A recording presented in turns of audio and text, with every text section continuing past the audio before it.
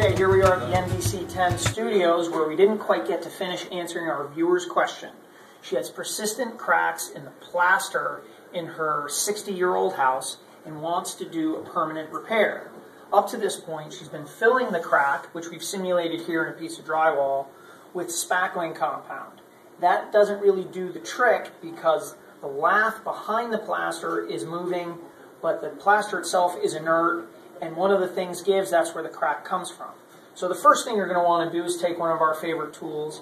This is an 8-in-1 tool, and gouge out that crack a little bit to remove any loose debris. You're going to want to scrape it flat like this so that when you take your next tool, which is going to be a 6-inch drywall knife, what you're going to do instead of filling that crack is you're going to bridge that crack with joint compound.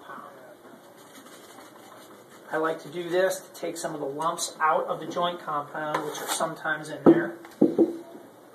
Then I'm going to take a paper tape. You could also use mesh tape, although I find the paper tape lays a little flatter. And bridge that crack just like this.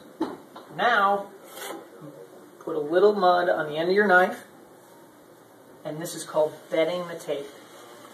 Now, people get a little nervous about this because they sense that this is a mess waiting to happen, and the usual reaction to that is they use too much compound. The idea is to use probably less than you think, but enough. So once you've bedded the tape, you then screed it off like this. And I like to go over it to make sure that I've absolutely bedded it in the compound behind it. I get a nice flat finish. You can't get it all in one pass.